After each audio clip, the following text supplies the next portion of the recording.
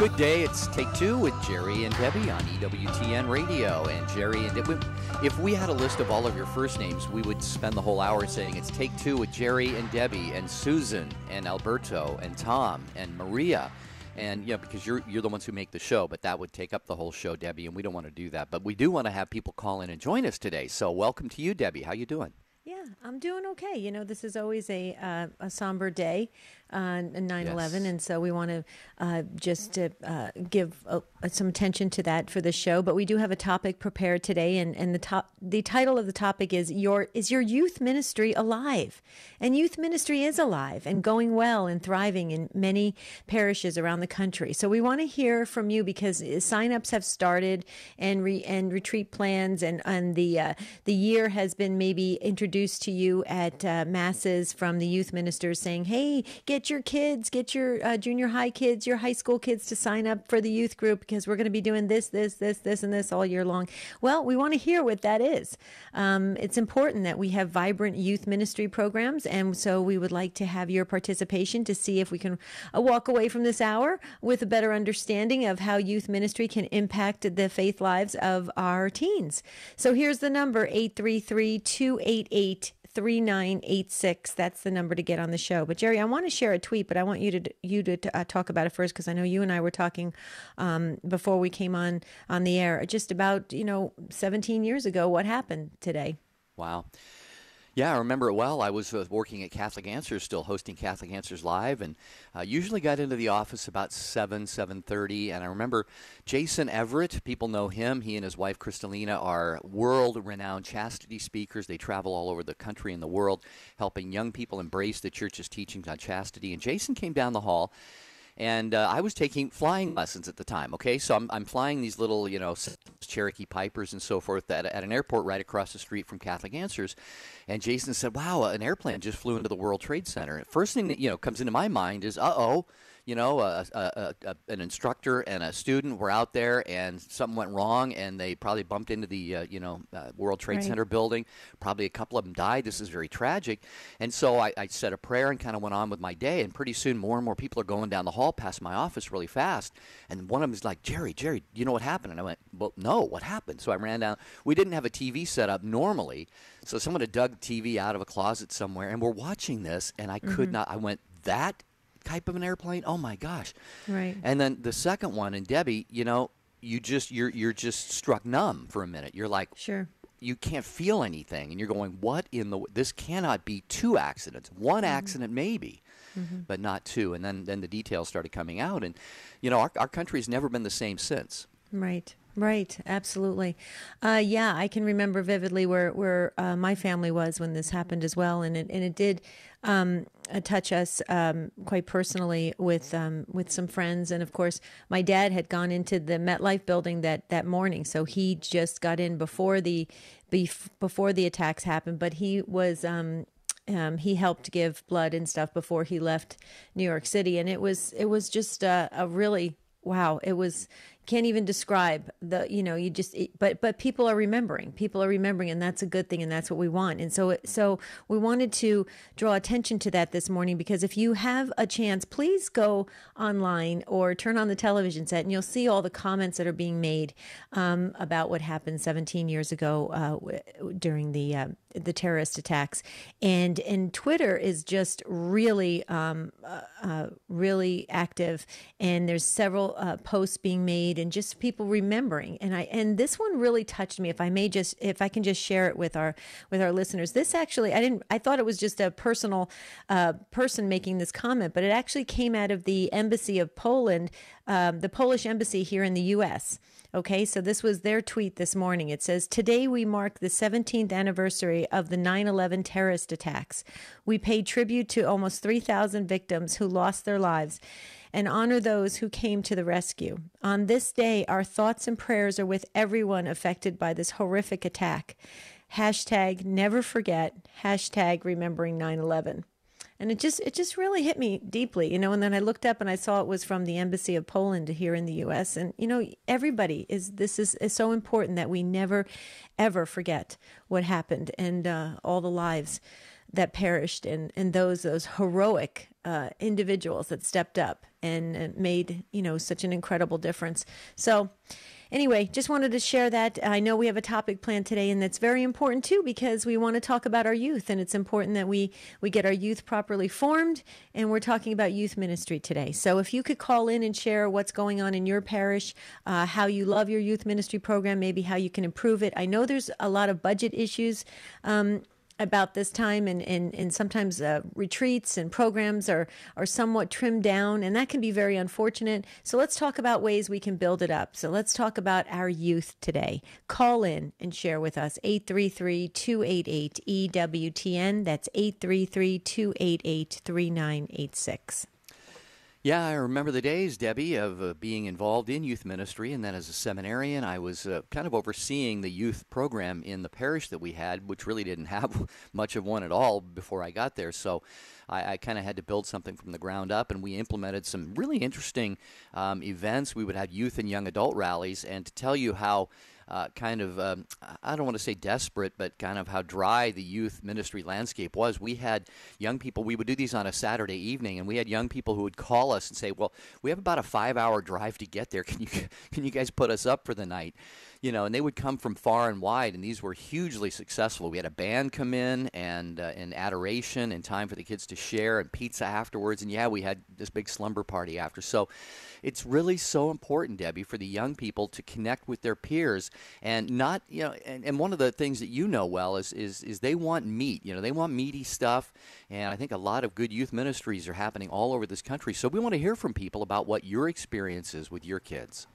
Here's the number, 833-288 EWTN. Please call in and share your experience of the youth ministry programs, what your children are saying. We want to get a pulse in all of the dioceses so we can maybe help one another. That's what it's all about, lifting each other up, and especially with the youth programs.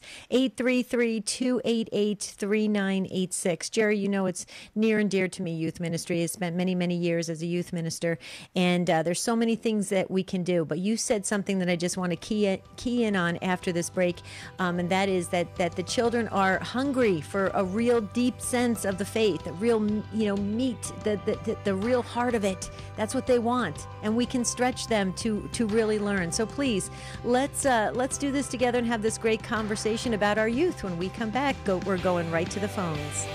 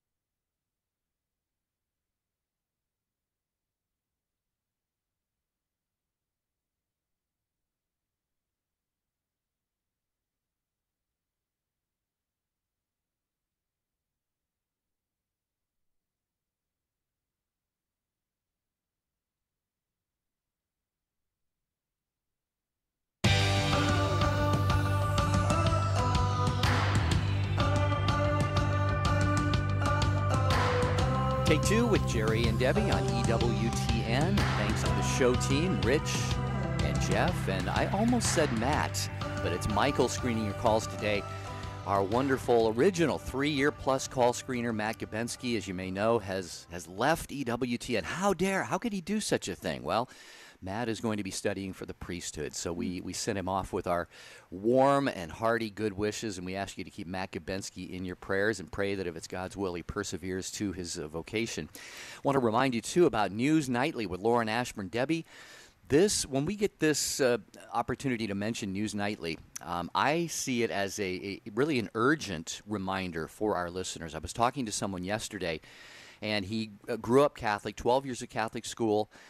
He has fallen away from the church, and he says he cannot wrap his head around the abuse story and how church leaders could do this and what the church is doing in response and all this stuff. And I said, well, what are you doing for information? He goes, well, I watch CNN. And I went, oh, okay, well, that could explain it. And I said, why don't the EWTN has this news program.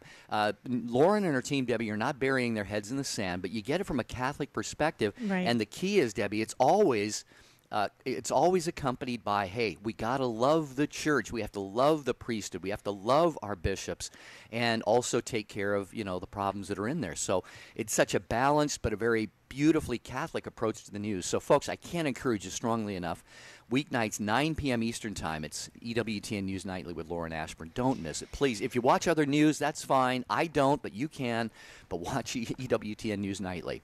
Right. Okay. Jerry, I just wanted to say, when you were just talking about supporting the bishops, I just heard this morning, there's a website that was put together to you can look up your bishop or any of the bishops and see where their stance is with everything that's going on in the church. Everything, actually. It's faithfulshepherds.com. And I checked it out this morning, and it's very detailed. I was very impressed. Faithfulshepherds.com. You should check it out, Jerry, after the show. It's just a wonderful way, like you said, to support our bishops, those that are really helping us be strongly formed in the faith, and that's a good thing. And that's what we're talking about today, about the youth, because it's important to be formed in the faith, and youth ministry programs are key for that. And when you have a vibrant one at your parish, it can be just an incredible thing for the parents as well as the teens. And so we want to talk about that today. There is an open phone line, so please jump in if you want to share your experience of youth ministry for what your kids have shared or what you have shared. Maybe if you're just a teen that just got out of youth ministry, call in and let us know. 833-288-3986. That's the number to call. Okay, first up is Stacy in Texas on St. Valentine Radio. Thanks, Stacy, for being first up, and welcome to Take Two with Jerry and Debbie. Thanks for taking my call. I have more of a question. We've tried to start a youth ministry at our church parish several times, and our issue is trying to convince kids and really their parents, because most of our youth are not of driving age, and we're a rural parish, and so you have to drive them to the event. And parents are not convinced that it's an important thing, and then the teenagers are taking that lead and are saying, oh, youth is no big deal, I've got better things to do. And so how do you convince parents and their teenagers that this is worth their time? Right. Okay, you want me to go first, Jerry? Would you like me to go first? Yeah. You have firsthand experience in this much more than I do. I've got maybe some philosophical or practical things to share, but go ahead. Okay, cool. Rural parishes are very hard sometimes to get the buy-in of the families because they have to drive far, and that's understandable. There's a couple things you can do, Stacy. Work with the pastor. Obviously, the pastor has to put his stamp of approval on everything, and maybe get a group together at the parish. But what I would do is it doesn't necessarily have to be a weekly thing that they have to attend. If you have a very strong events or sessions a couple times a year, if they're very powerful, and if you include the parents, and what I mean by that, have a separate session for the parents. So it becomes a family. See, they have to drive anyway. Maybe, what do they have to drive? 30 minutes, 45 minutes? So make it beneficial for the parents as well. We've done this before at rural parishes. It works really well. Weekly attendance can be hard. I understand that. But if you have 4 or 5 key events, really big events that are like mini retreats, if you will, and you have one for the parents as well, not in the same session with the teens, but that complement complement one another, so that when the parents are walking out of this mini retreat and the kids are walking out of this mini retreat, they're talking and they're comparing and they're sharing what they've learned, and it's a real experience for them, and it's a chance for them to get closer to God. Those work. They believe it or not, they don't take they don't take that much more time to do, but the planning, you have to have all the planning put in, and you have to have the staff and of course the pastor to want to be a part of that. Maybe he could run the parents session, and then you as the youth ministers could run the one for the teens. But I don't know if you've tried that. I know it's worked in some of the parishes out here in Arizona, and it's really been, I mean, they've loved it, actually. What do you think, Jerry? Do you want to add something before we go back to Stacy? Actually, I was wondering what Stacy thought about that, because I have something that's not too different from that. But Stacy, what about what Debbie was sharing there? I think that might work. That's something we hadn't tried. We've tried to just meet with the youth once a month, and they don't want their parents around. And so the challenge has been, what do the parents do while their kids are at youth? And yeah, that hasn't been something. That sounds like something that might work. Right.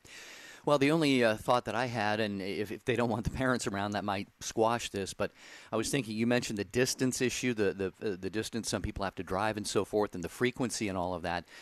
Maybe some satellite or ancillary meetings. Maybe kind of like dioceses have deaneries for the priests. The priests in a local area get together, but then of course all the priests of the diocese get together at certain times as well.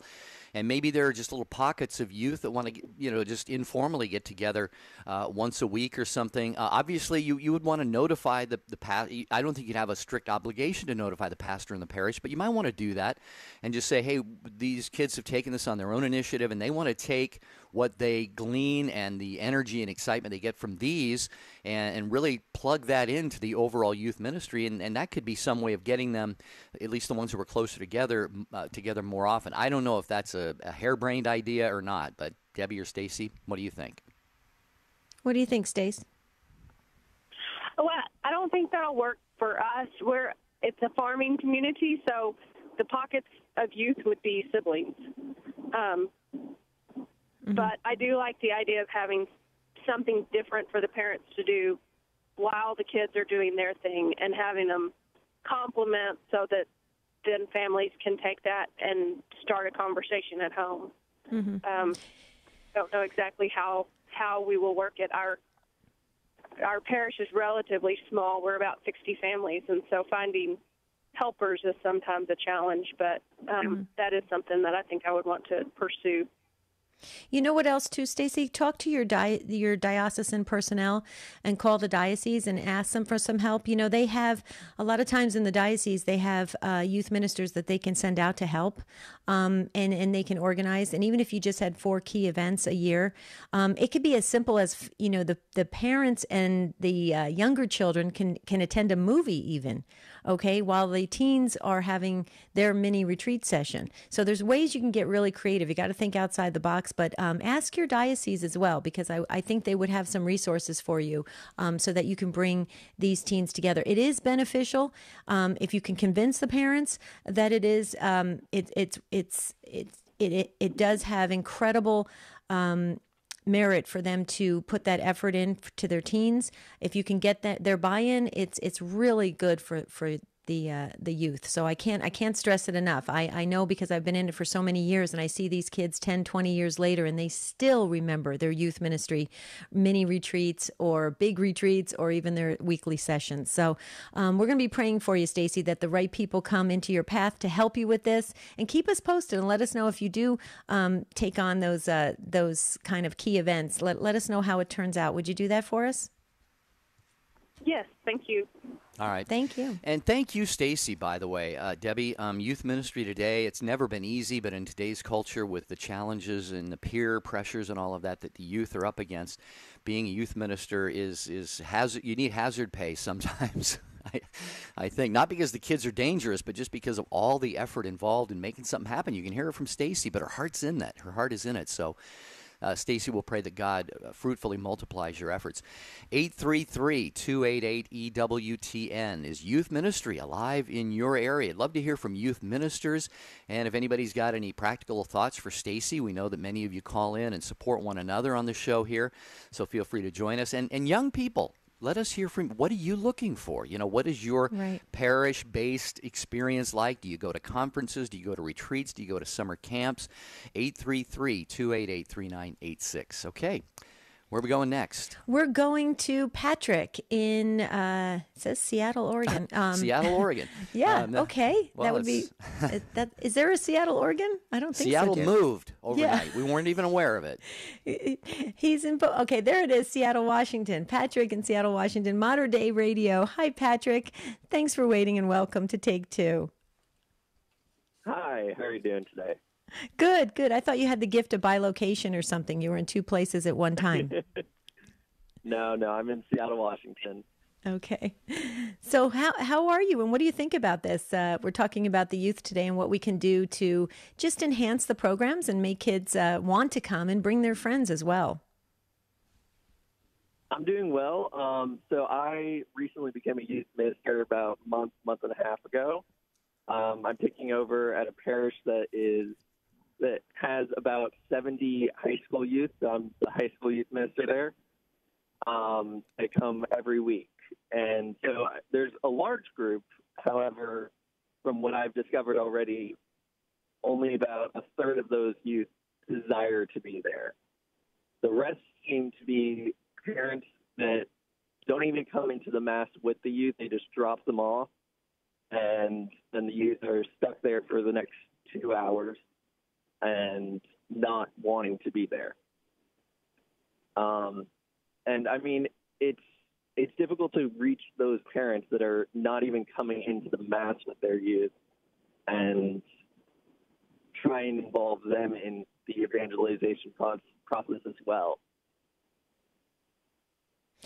Okay, so a couple things, Patrick. I'm sure you have the support of your pastor that hired you, correct? So he's open to you doing some things. Okay. Well, this used to happen to me pretty much every year, believe it or not, when I was in youth ministry. And do you have, I'm sure you do, Patrick, do you have a meeting at the beginning of the year that's mandatory for all the parents to attend?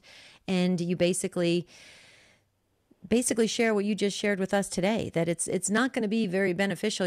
It's going to be very hard to get your kids to come and stay engaged if the parents aren't engaged. And are you giving that kind of informational meeting at the very beginning that's sort of mandatory for them to come so they can understand that this is an important process for their teens? Otherwise, you're going to see it. As you know, Patrick, it's a hard thing to deal with as a youth minister. You want these kids to come. You know they need to be there. They're peers. They can help one another. They can grow in their faith. They can deepen their love for our Lord and for the Catholic Church. And yet when they go home, there's no conversation. The parents drop them off. The parents aren't engaged at all. And it's very disappointing. Have you thought about that? Are you doing that? And I'm just curious of what your plans are. Yes, so both myself and the middle school youth minister at the parish have those parent meetings at the beginning of the year. However, the middle school youth ministry had theirs this past Sunday, and it was attended by, I think, 20 parents out of, again, there's about 70 youth that come. And sure, there are siblings, but not that many overlapping parents. Right.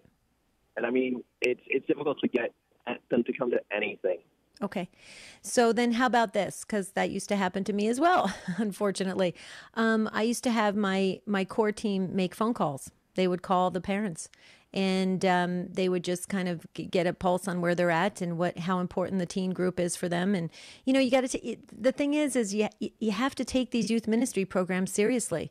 I mean, this is the beautiful foundation. This is a wonderful way for them to explore vocations, to understand their faith better, to ask questions, to see their peers growing in the faith. And if the parents just drop them off and then pick them up and think, oh, that's my duty, that's my obligation, that really is unfortunate unfortunate because the kids are gonna lose out. It's not, the parents may have done their obligation, but the kids don't benefit. So let's explore this a little bit more. I know Jerry wants to say something, and I know we have to hit the pause button in a moment. But I know Patrick, I'm sure you're busy, but if we could keep you a few minutes longer, this could really be beneficial to all youth ministers across the country. What do you think, Jer? Can you stay, Patrick, for about 3 or 4 more minutes? Yeah, sure. Okay. Very good. Yeah, we're talking with Patrick in Seattle about youth ministry on Take Two with Jerry and Debbie. Phone number 833-288-EWTN. We're getting YouTube comments, email comments at take2@EWTN.com. We're streaming live on Facebook as well. Join the conversation. And parents, moms, dads, haven't heard from any of you yet. We know that you want your kids to be soaked in the faith, saturated, come alive in the faith. Well, are you the mom or dad or the parents who kind of pull up alongside of the church on youth ministry night, drop them off, and maybe you don't go to Mass? Or if you do go to Mass, maybe you have to drag them to Mass. Maybe you've got youth who are just dying to get to youth ministry. They bug you all week until it's youth ministry night. They're so excited about it. These types of situations are all across the board. So parents, you're a key to this conversation. So let us hear from you as well. 833-288-3986. I'm Jerry Usher with Debbie Georgianni, and more with Patrick in Seattle and some other of your calls when we come back.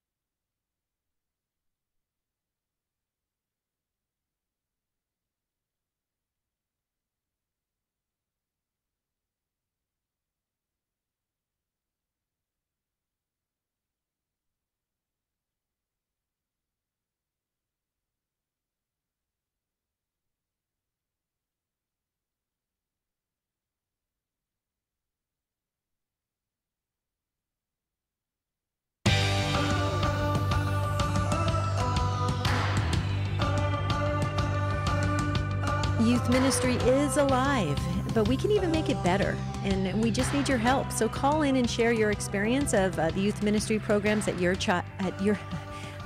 your children, at your parish, your diocese. Maybe if you're a clergy and you're listening right now, maybe you could weigh in on this and share what your thoughts are about the youth ministry programs. If you just got out of a youth ministry program and you're a young adult, how about you calling in and sharing what you liked, what you didn't like? We want to hear from you. 833-288-3986. Plenty of time to call. Don't hesitate. Please call in. We're talking with Patrick, who's a youth minister in Seattle, Washington. And Patrick, is this your first youth ministry job, or have you been doing this for quite some time? So last year I was doing a missionary position where I was running youth and young adult programs at a parish. This is my first official youth ministry job. Nice. Okay. So we were sharing this, and then we were talking about how the parents need to obviously be engaged, not just drop off their children, but be part of the youth ministry process, if you will. And so I had shared some maybe ideas of you having them come in on a meeting. You said that you guys are doing that. I would follow up with the parents. I think it's important that you reach out to the parents and maybe even ask them to be a part of some ministry at the church while their teens are in the program. The interesting thing, Patrick, I don't know how you feel about it, but I was always, I always told the parents they could come if they wanted to come to the sessions, and some would come out of curiosity. But I didn't. I really liked when the teens and their peers really explored the faith together and did that with the freedom of being able to ask the questions without their parents kind of looking over their shoulder. I don't know how it is with your program at your parish, but maybe give us a little bit of the format so we can get a better understanding. Yeah, so similarly, I've invited parents, if they ever feel like they want to come out, they're more than welcome to come and sit through one of the nights and to see what's happening. But I again also feel like you need that space. And so if a parent does come out, I mean, I'm not going to send that parent with their child to a small group because that would just make things very awkward for them. I want to make sure that the youth still have that time where they can delve deeper into things or by themselves. Patrick, this is Jerry. I don't know if you mentioned earlier, I might have missed it, and you don't have to if you don't want to mention the parish that you're the youth minister of, but there's a reason that I asked that, and obviously every parish has a patron saint. It's named typically after a saint or after Jesus or the angels or something like that, and maybe it's time for all of us, youth ministers, parents who are concerned for their kids, whatever parish that your kids would typically be involved in, let's storm heaven, and get those saints and angels praying over our kids, our guardian angels. Debbie, you're really big about that because, the Bible says, the battle is not against flesh and blood, but against principalities and powers. And I'm not implying that we're fighting a battle with our young people, but there is a battle to get them to embrace the faith and to fall in love with the faith, and they can't do that until they're first exposed to the faith. So what do you think, Patrick? Maybe calling upon, whoever your parish is named after, and just you yourself do it. Get on your knees for 5, 10, 15 minutes a night or during the day or something. Maybe get the parish staff doing that. I'm sure they're all concerned, but call upon some spiritual help, and could take a little while, but you might slowly see, one young person come to you saying, hey, can we do this? A couple more will come, and pretty soon their peers are going to go, wow, something's going on inside of them. I want to see what it is, and you never know what might happen. What do you think of a thought like that? Yeah, definitely. So I'm at Mary Queen of Peace, and I mean, calling on Mary is always a great thing. Yeah, you might get a little help from her. Yeah. Right. Well, and Patrick, as you were talking, and Jerry was sharing some things with you, I was getting some text messages, and I just a couple quick things they wanted me to just point out. I'm sure you know this already. That I think are they in Portland, Oregon, Jerry? The Thirsting. I think the Thirsting. Where's the Thirsting? Well, they're actually all over the country, but the head of the band is Daniel Oberreiter is in Vancouver, Washington. Oh, Vancouver. Okay. Yeah. Okay. So, yeah. Are you familiar with the Thirsting?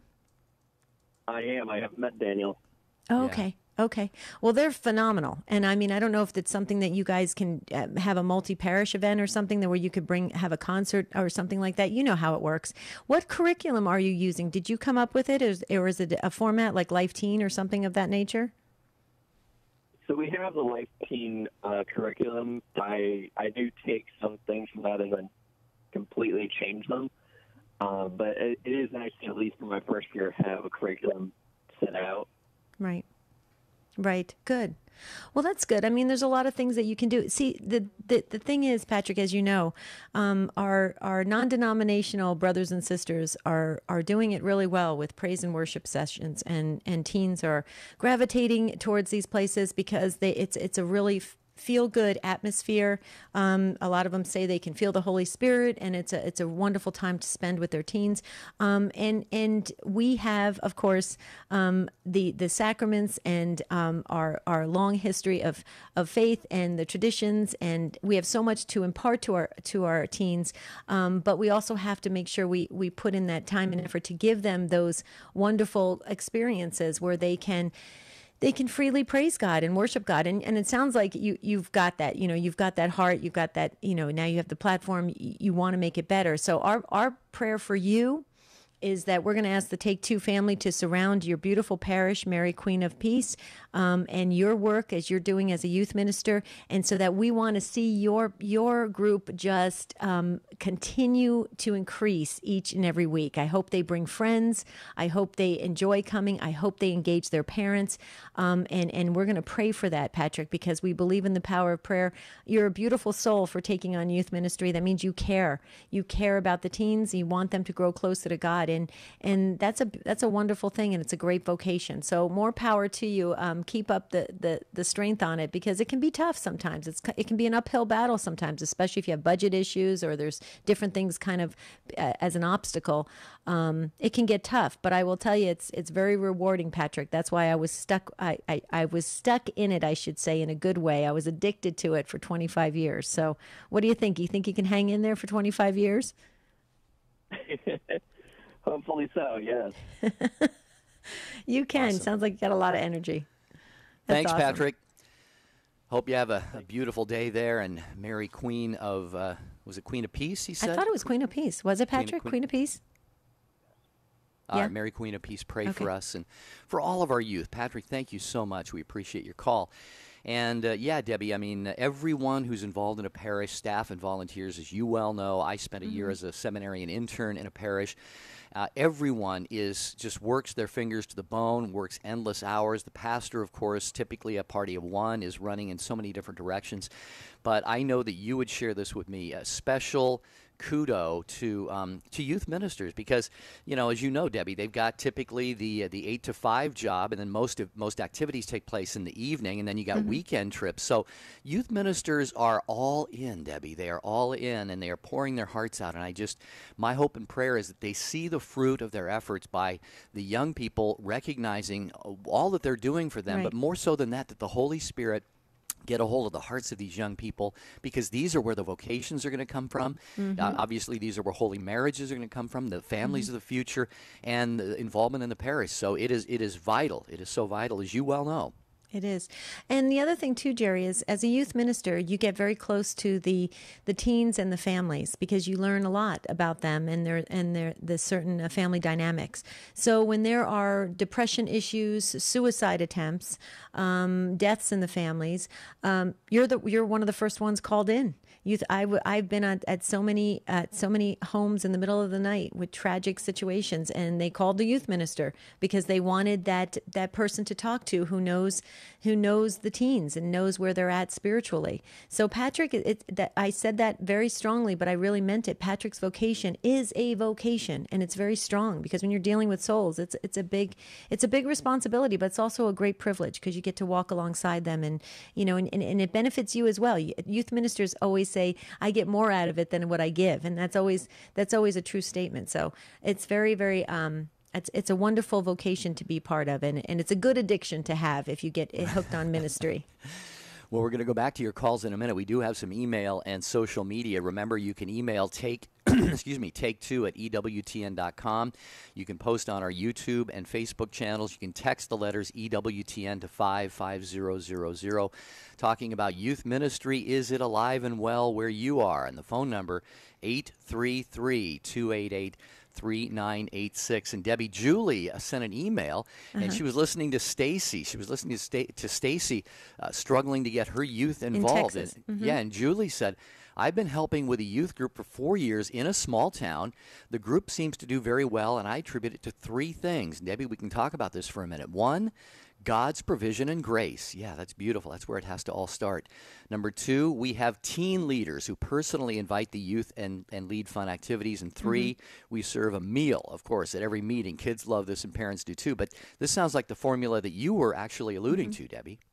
Yeah, your teen core group, that's wonderful. I used to have that too. For my junior high classes, I had high school teens that served on core. For the life teen or the teen group, I had young adults who served on core. And so it's great. It's just a wonderful way for, as a matter of fact, it's interesting, Jerry, when we had confirmations, a lot of the teens asked the core members to be their confirmation sponsors. That's how close they got to the core members. So yeah, the more you can have those volunteers. Parents as well were very active in preparing meals, and that's a big thing, and you're absolutely correct. You got to have food. Kids love food. so does the adults do as well. I mean, food brings people together, and those are great thoughts to make your youth ministry program even more vibrant. Okay, so back to the phones. We've got help me out with this, Jerry. Lowry? Looks like Lori. Is it Lori in Washington State? Okay. Yeah, Lori. Hi. Listening on Sirius Okay, XM 130. hi, Lori. Hi, Lori. Hi. Yeah, I just wanted to share something. My husband was a youth director at a local parish for 7 years, and he had 45 kids coming every Sunday night, 45. Mm-hmm. And I wanted to let people know how he was successful. The things that the other callers have mentioned were really important. Food, they had a dedicated room where the kids could come and gather, and there was always some catechesis, and then they had the opportunity to play pool because someone donated a pool table. We had television, a big television, so we could watch Veggie Tales. The kids loved and ate up all of that, and they really loved, of course, the ability to chat with each other and, to have friends and to share their faith. But, of course, the thing that really got them bound together was he recommended, and everyone did, come to Mass beforehand. So Mass on Sunday night before you all went to youth group. The other thing that he did was he separated the 7th and 8th graders from the 9th through 12th graders, because youth group can be, the kids that are older have a different way of looking at it too, but the 7th and 8th graders all look forward to being able to get in the 9th grade and join the other kids. So if you make it something that's attractive to them, the kids will come. But it's really important to have the catechesis there, to have that part, and to have a program that actually helps them grow in faith. My husband used LifeWorks, which was really a wonderful program. And I remember we had there were core adults, obviously, also that were involved. Some were parents, some were just other volunteers who didn't have kids in youth group, which was wonderful because they were, we were older, but they were some of the younger people in their 20s. I think it's good to have a mix of those kinds of people, adults, to be involved at various age levels if you can get that happening. The other thing that I think that really was very important was retreat and going to youth conventions. My husband took them to youth conventions all over the state of Washington, and especially they always went to the Archdiocesan youth convention that they had, so they could see other Catholics in the Washington state. So those are just some ideas that people might want to use to help them be successful. Right. Lori, thank you so much. You are just filled with great wisdom and advice, and it comes from your own experience, it sounds like. And, yeah, one thing that actually I typed over to Debbie a note. In case you don't know, for those who don't know, I'm in Southern California. Debbie lives in Phoenix, and we just get together over the Internet and via Skype. But the one thing, as you were talking, I typed a note over to Debbie, and I said the only thing that will ultimately get the kids coming back, food is good, activities, trips, all of this stuff, but the only thing that will really get them to come and to keep coming is a personal encounter with Jesus. And right after I typed that, Lori, the next thing out of your mouth was you asked them to go to Mass first. Okay, so they're encountering Jesus, Debbie, in the liturgy, in the community. They're encountering Jesus in the word that is proclaimed, and, of course, in reception of the Eucharist. And that, when you have that as the foundation, that is what is going to ultimately stir up within them the flame of the Holy Spirit and get them to want to go to these other things. So Lori and her team are right on the beautiful track, it sounds like. Very true. Lori, thank you so much. And please thank your husband for being just a fine youth director. I mean, he really sounds like he did make it very attractive for them to come. Having a rec room for them to congregate, that is awesome. Having the meals there, going to Mass beforehand, having a strong catechesis, then the retreats. I mean, it's a well-rounded youth program, and that is very, very important. And out of that, I'm sure, is born great fruit of it. And your husband, he had to put that effort in, and I'm sure he had to recruit a lot of volunteers and get parish support and get the funds, but he did it, and it worked out, and 45 kids coming on a regular basis, that's awesome. So please thank him for the great work that he did. It sounds like he's moved on to something else. Lori, is that correct? Yes. I also wanted to mention that he was able to go, we were able to accompany kids to two World Youth Days in 2000 and 2003. But something I forgot to mention, and I feel really badly about it, the first thing that actually got it all started was that the parish started perpetual adoration, and kids were going to adoration. And that's what their personal encounter with Jesus in adoration, I believe, is the thing that made things successful. And so we will never forget that Jesus is the heart of all of our church. I mean, that's what it has to be. And the youth respond to that. The youth would talk about their experiences in adoration. And it even led to some of the parents actually joining the church who may not have been members. So the parish was very blessed at that period of time. Right. Lori, I'm so glad you mentioned it, because you're absolutely correct. Those parishes that engage in perpetual adoration, 24-hour adoration, I know it's hard to do, having adorers round the clock, but there's many blessings that come out of it, and those have been documented for a long time now, and your example is one of them. The teens and the youth really love adoration. I'm so glad you shared it, because I've shared it on previous shows, that when I used to take the junior high and the teens into adoration, I would set it at 15 to 20 minutes, because remember, I'm working with the clock, and I have to make sure I have all the other part of the session in place before their parents come to pick them up. But teens would beg me to stay longer. They would beg me, and I said, guys, we got to go. We've got more to do. Okay. They loved it so very much. Some teens would rest in the Spirit. They didn't even know what it was. We had to explain it to them. Some teens would cry. Some teens would lay down and said they never felt so peaceful in their whole entire life. What does that tell you? They're in front of Jesus.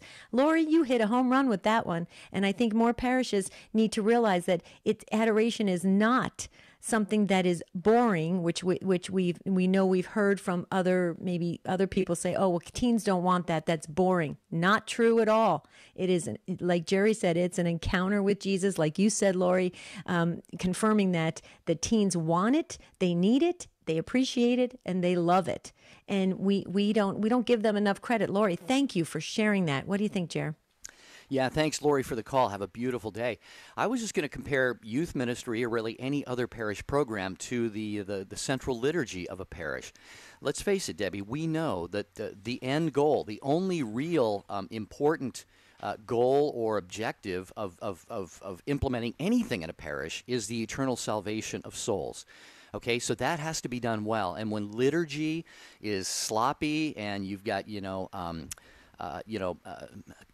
I don't know, pastor doesn't put a lot of time into the homilies, the music ministry is just sort of, haphazard and stuff, and liturgy isn't taken seriously, the people are going to notice that. They're going to say, well, this really isn't that important to the pastor, or maybe to the church employees, so it's not that important to me. But when it's done reverently and well and beautiful, doesn't have to be Latin, doesn't have to be, a scola and all this stuff. Those are beautiful, but just do it in a holy, reverent, godly way. People are going to see that this is sacred, this is important, and it's going to resonate deep within their hearts. Right. And I'm not saying you need to do exactly that with youth, but if you're not introducing them to Jesus, you are not even close to the objective that you should be trying to establish for a youth ministry program. All the other things can go along with that. Trips to the ball games, concerts, give them gifts, take them on campouts, all of that. But Jesus has to go with you.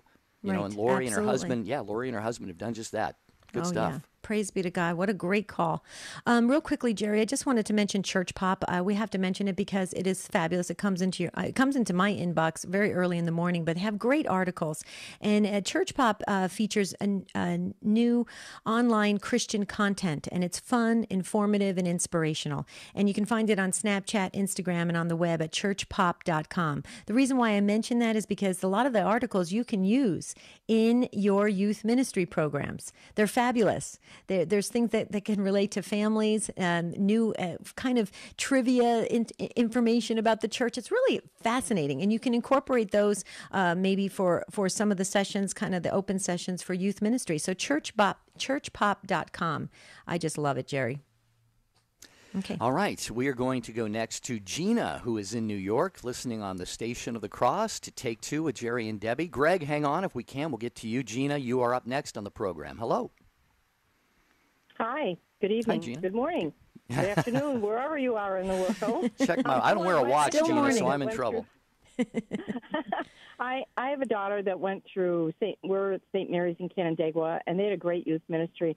But one of the one tips that I thought was always effective is our youth minister would always at the top of the programs, like at the beginning of the year, find out through conversation and do this thing where pair up with somebody, tell yourself about yourself to that other person, and then that other person would introduce you and highlight talents that you had. So if you were a musician, a violinist, if you could draw, if you liked photography. And then every week the youth minister would engage these talents so that, you know, if you were going to do drawings or demonstrate a drawing or how the gospel touched you in this drawing or whatever, the kids would be like, look, I have to be there at 5:45 because my drawings are going to be presented at youth ministry today, or I'm going to be playing something or whatever. So seeking out those things that are their own talents that the student themselves can bring to the youth minister and incorporating that as a union of how to get that lesson across. Yeah, fully engaging the teens. They're not just there as observers and spectators. They're there to participate, and that's a beautiful way of using their gifts at a very early age. I think that is awesome that your youth minister thought to do that. It takes a little bit of effort and coordination, but it's very beneficial. Like you said, exactly what you keyed in on. That the kids are like, I've got to go. They're going to be displaying my stuff. So they take ownership of the youth ministry program. Very important. And that is vital for the success of the youth and young adult programs. Gina, that's awesome. Anything else, real quickly? I know we're going to run out of time. Just that I think that each youth minister takes on so much that they feel they have to be the answer to everything. And if we just open up and let the kids make suggestions and let them be a part of the planning and how we can get the message of that lesson across, I think it would go a long way. Thank you very much. All right. Thank you, Gina. Debbie, I'm going to do it. Greg in Missouri, we got about 45 seconds, Greg, on the EWTN app. Sorry to limit you there, but we're really tight on time. Keep it quick if you can. My wife's a recent convert, and she grew up going to things like Awana in the Protestant church. Is there anything that the Catholic Church has that would be similar to that? What did you just say? She grew up what? I'm sorry, I couldn't hear it. She grew up Protestant and went to like Awana type stuff. So like we have a 4-year-old now and trying to find something like that for him. Okay, I'm not familiar with that, but do this, Greg. Look up the Catechesis of the Good Shepherd, and see if it's something that is in your area, or you can get to a parish that has one, or even ask your pastor to look into it. Catechesis of the Good Shepherd. It is phenomenal, especially for your 4-year-old, all the way up to teenage years. Please check it out. It's a wonderful Montessori-based program, and the children, we are finding that it's just incredible. You talk about having an encounter with Jesus. They have an encounter with Jesus in very, very strong, deep, profound, intimate ways, and it's just it's an incredible program. Can we put a link up? Yeah, we'll. Greg, go to take2show.com. That's the number 2, take2show.com. Give us about 5 minutes after the program. We'll have a link to the Catechesis, the Good Shepherd, up on our website. And Greg, God bless you and your wife. I mean, you got a young 4-year-old, and you're already thinking about how to to soak them in the living God, the Jesus who loved them, created them, and has a beautiful, beautiful purpose for their lives. So thank you, beautiful parents. You are great. Thanks for joining us. And Deb, wow, this hour flew by. It did, but we learned a lot, and I think it's great because youth ministry programs are starting all over the country right now, and sign-ups are there. So please, parents, get involved and sign up your teens. It's very, very important. Tomorrow we're going to be talking about if you're dependable. Can people depend on you? When you give your word, do you really mean it? That's tomorrow's show. But until then, have a beautiful and blessed day. We'll see you real soon.